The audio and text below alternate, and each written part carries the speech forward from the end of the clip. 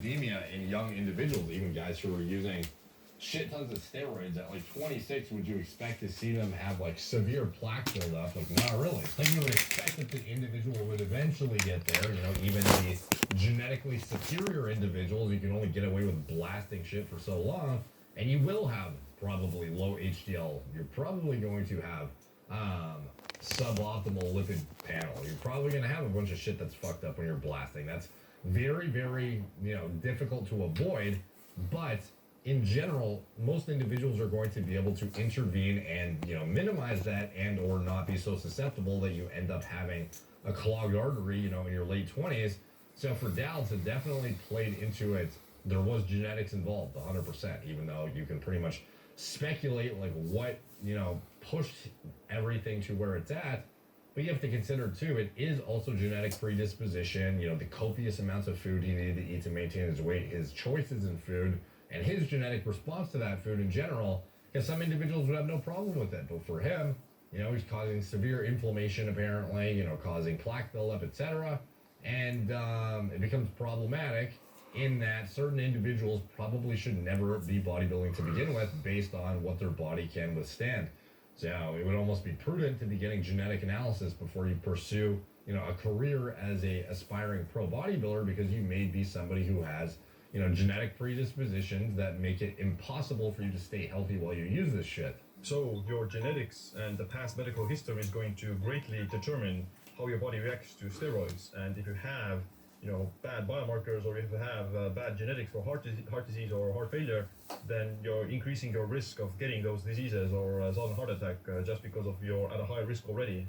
This is a good thing to remember when you're not taking steroids or doing bodybuilding, because otherwise you're just shooting blanks into the dark. Your genetics will greatly determine whether a high saturated fat diet is going to increase your risk of Alzheimer's or heart disease, regardless of you're taking steroids or not.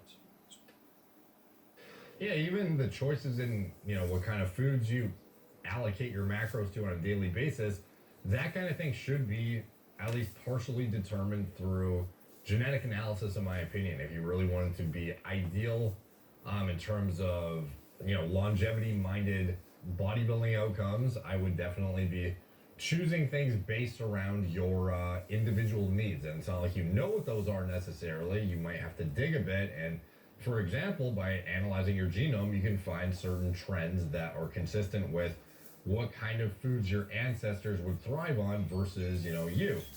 You can kind of extrapolate that back and design a diet model that is most conducive to you performing and at your best and being the most healthy you can possibly be.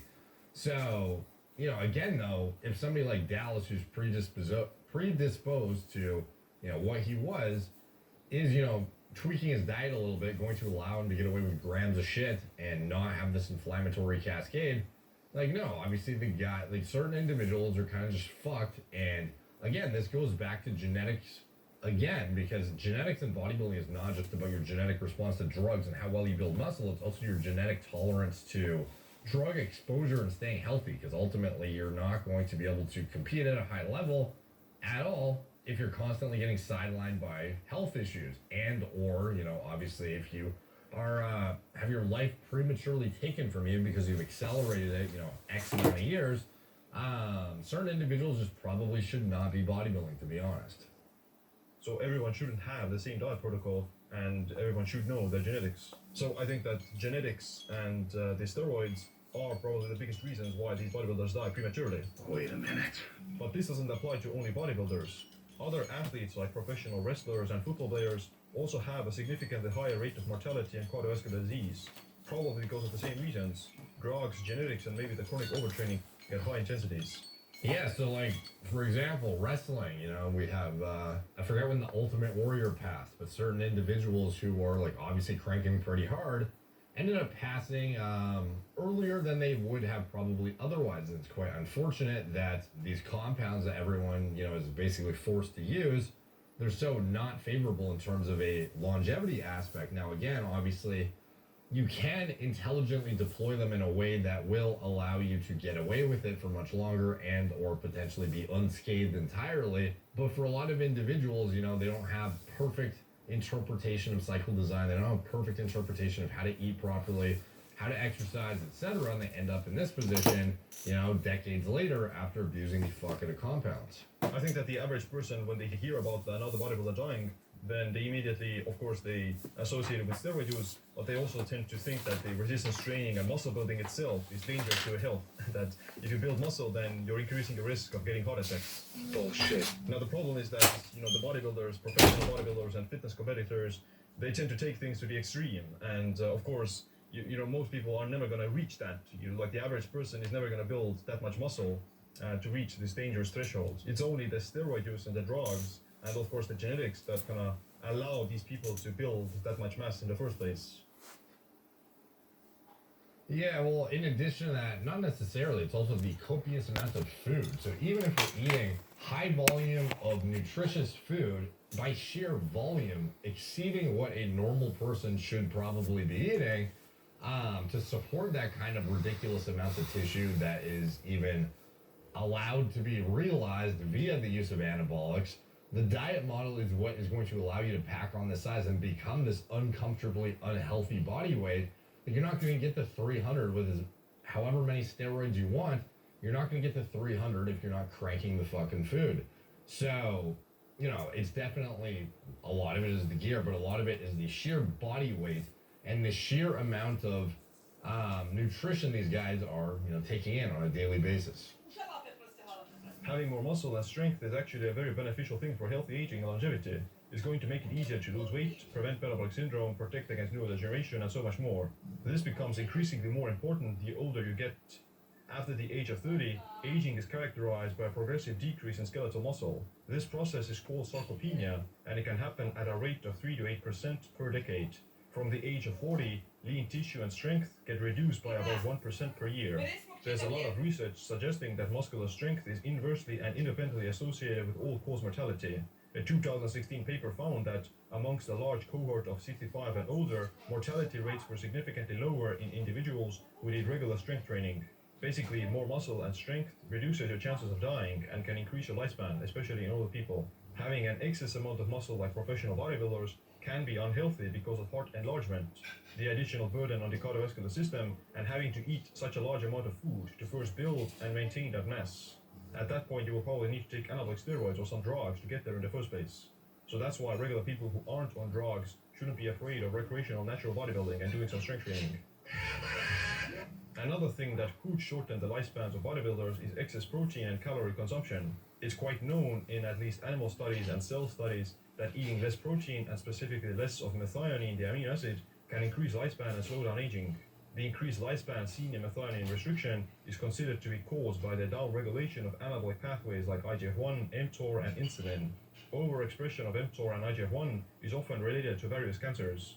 Most of the animal protein like eggs, meat, and chicken are high in methionine, which is what bodybuilders eat the majority of time. It might be that the super high protein diet can improve your body composition by promoting muscle growth and helping with weight loss, but at some point it's also going to overburden the kidneys and overstimulate mTOR, which may accelerate aging or promote the development of malignancies. You can't really avoid methionine fully because it's found in basically almost all foods, and if you do kind of restrict it all the time, then you may just start to lose muscle mass, you may develop sarcopenia, and your body's antioxidant defense systems are also weaker because methionine is needed for producing things like glutathione. Awesome, I love protein.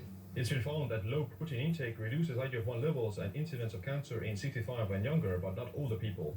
However, both high as well as low levels of IGF-1 are associated with cancer mortality in older men. In fact, a meta-analysis of 12 studies with over 14,000 participants found that people with low IGF-1 were at a 1.27 risk of dying than those with higher levels were at a 1.18 risk. Lower levels of IGF-1 may be actually more detrimental as you age, as you'll be more predisposed to muscle loss and bone fractures. Yeah, so this is one of the biggest misconceptions I see about GH is it's often touted to be the anti-aging, youth serum. This is the fountain of youth in a bottle, blah, blah, blah. But a lot of people don't realize that this is literally the mechanism of action by which your body starts to fall apart quicker as exposing yourself to high amounts of systemic IGF-1. So if you're using a decent amount of GH, you end up spiking your IGF-1 into, 500s-ish. And your cells can only split so many times before you're essentially at the end of the line. Do you want to expedite that process? Do you want to accelerate things? Do you want to be chronically stimulating mTOR? Like, obviously, if you're trying to grow, this shit is important.